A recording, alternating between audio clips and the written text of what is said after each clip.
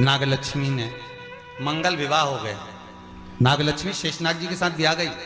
एक दिन शेषनाग जी नागलक्ष्मी के साथ में भ्रमण कर रहे थे, दोनों घूम रहे थे। लक्ष्मी जी ने देख लिया। लक्ष्मी जी ने नागलक्ष्मी को देखा तो नागलक्ष्मी ने पूछा कि ये कौन है तुम्हारे साथ में? मेरे पति है शेषनाग। ओहो ठीक है। नाग नागिन का जोड़ा ही ऐसा होता है, पति जाए तो पत्नी बदला लेती है, पत्नी जाए तो पति बदला लेता है। इसलिए हिंदू धर्म की रीति है, गाड़ी के नीचे हाथ में किसी भी रूप में अगर आपसे सर्प मरा है, सर्प की हत्या हुई है, या आपने किसी के द्वारा सर्प पकड़ाकर छुड़वा भी दिया है, तो निवेदन रहता है चांदी का एक नाग नागिन छोटा सा बनाकर, छोटा सा उसको शक्कर के कलश में रखकर बांधकर शिव मंदिर में रखकर आ जाइए, उसको दे दो शिव बाबा को कि अब हमारी तरफ से हमने हाजिरी लगा दी, हमसे दुख, हमसे गलती हुई, हम क्षमा चाहते हैं। गलती मनुष्य से होती है, मानव से होती है, हो गई गलती, अब आपको साधन है। स्वप्न में अगर सांप दिख रहा है, स्वप्न में सर्प नजर आ रहा है, पान का पत्ता, तांबुल पान का पत्ता, उस पान के पत्ते पर एक लाल चंदन से सर्प बना और सर्प बनाकर उसका शिव मंदिर में स्पर्श कराकर बहते पानी में छोड़कर आ जाइए, सर्प दिखना बंद, स्वप्न में कभी नहीं दिख सकता। सर्प का घर में सर्प आ रहा है, आस्तिक मुनि का स्मरण करिए, 5 लौंग, एक नाग नागिन का जोड़ा छोटा सा, किसी भी स्थान पर ईशान कोण के अंतर्गत उसको थोड़ा सा खड्डा खोदकर 5 लौंग के साथ नाग नागिन के जोड़े को दबा दीजिए, मिट्टी डाल दीजिए। घर में जब नाग नागिन का जोड़ा आप दबाएं तब आस्तिक मुनि का नाम लेकर दबाएं, मां मनसा का नाम लेकर दबाएं,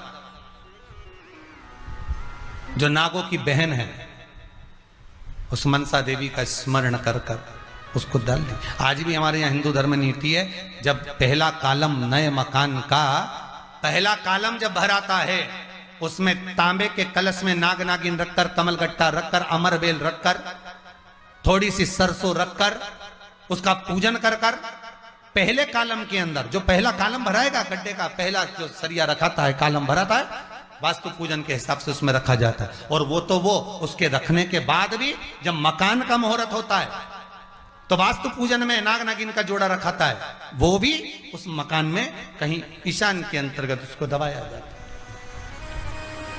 उसको भी। इसलिए कह देते हैं यहाँ पत्थर मत लगाना, यहाँ टाइल्स मत लगाना। पंडित जी से पूछोगे तो ब्राह्मण बता देगा इस जगह पर टाइल्स ना लगाइए, इस जगह पर पत्थर ना लगाइए, यहाँ पर वो गोला रखा जाएगा, यहाँ पर वो नाग नागिन का जोड़ा रखाएगा वास्तु पूजन के बाद। 4 लोहे की कील, नागफणी कील, वास्तु पूजन में चारों मकान में चारों तरफ लगाई जाती है। क्यों लगाते हैं?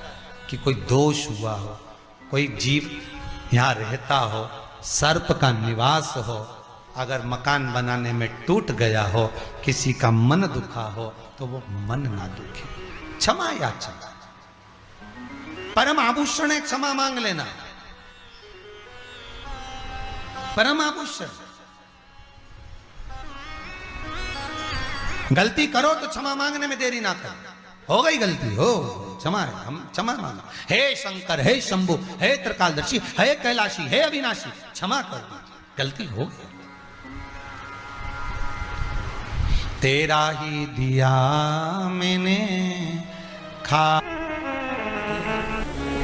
पंचमी, चाहे वो शुक्ल पक्ष की हो, चाहे वो कृष्ण पक्ष की। श्रावण महीने की पंचमी के दिन शंकर भगवान पर जिस परिवार के व्यक्ति का कांवड़ जल हमने बताया है आपको, जरूरी नहीं है कि डंडा बांधकर 2 कावड़ के जल के लोटे लेकर जाओ, आप अपने हाथ में भी 2 पात्र लेकर जा सकते हैं। पंचमी तिथि के दिन हाथ में 2 लोटे जल के, 2 कलश जल के जब हम शंकर भगवान को चढ़ाते हैं तो ऊपर जो कमंडल होता है शिव जी के ऊपर जलधारी होती है, जिसमें जया, विषहरा, शामली, बारी, दौतली और देव, शंकर भगवान की 5 बेटियां जिसमें विराजमान होती हैं। जब हम जल समर्पित करते हैं, हमारे पीढ़ी में, परिवार में अगर कोई अधोगति में मर गया होता है, कुंवारी अवस्था में चले गया होता है, गर्भ में मर गया होता है, गर्भ के बाहर निकल कर भी अगर कुंवारी अवस्था में चले गया होता है, तो श्रावण महीने की दोनों पंचमी पर परिवार का अगर कोई एक व्यक्ति भी जल चढ़ा देता है शंकर भगवान पर, तो सर्प की योनि में नहीं पड़ता, जीव मुक्त हो जाता, प्रेत योनि में सर्प की योनि से मुक्त हो जाता।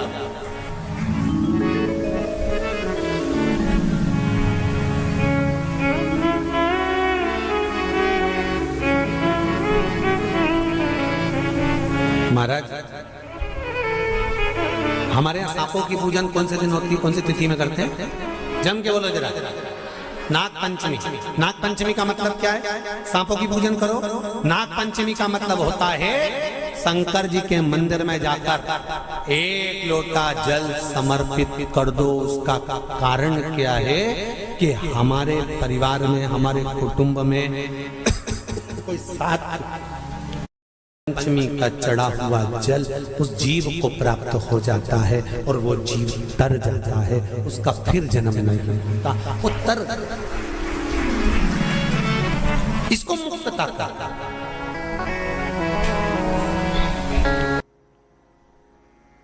मिलकर जो करा जाता है उसका एक आनंद ही दूसरा होता है। एक अकेला दूध पदार्थ को अपन ग्रहण कर लो, प्रसन्न। तीसरे नंबर पर भगवान विष्णु,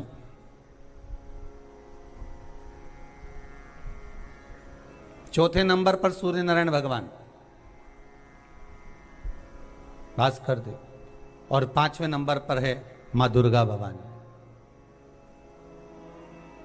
शिव पंचायत में ये 5 हैं।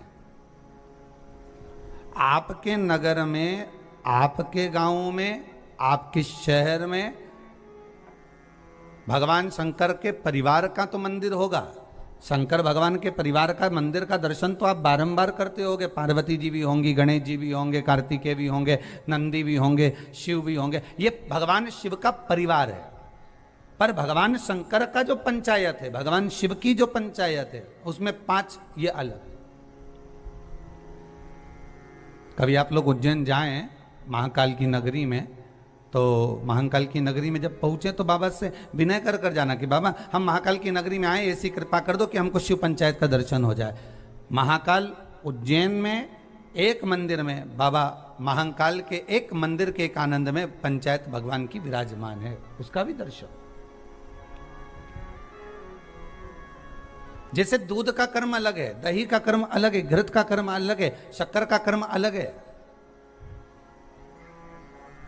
शहद का कर्म अलग है, उसी तरह हमारे देवताओं को भी एक एक अलग अलग क्रम बांटा गया कि आपको ये संभालना है। आप इस इंद्री के देवता हो, आपको मन पर विराजमान होना है, कि आपको नेत्र पर विराजमान होना है, कि आपको कहाँ भुजा पर विराजमान होना है, हस्त कमल पर, आपको कर्ण पर विराजमान होना है। जैसे गौ माता का एक फोटो आप लोग बार बार देखते होंगे। जितने लोग आस्था चैनल पर कथा सुन रहे हैं, जितने आप मोबाइल पर सुन रहे हो, फेसबुक यूट्यूब पर कथा सुन रहे हो, आपने गौ माता का एक फोटो देखा होगा, चित्र देखा होगा कि गौ माता के शरीर में कहां कहां कौन कौन से देवता विराजमान है।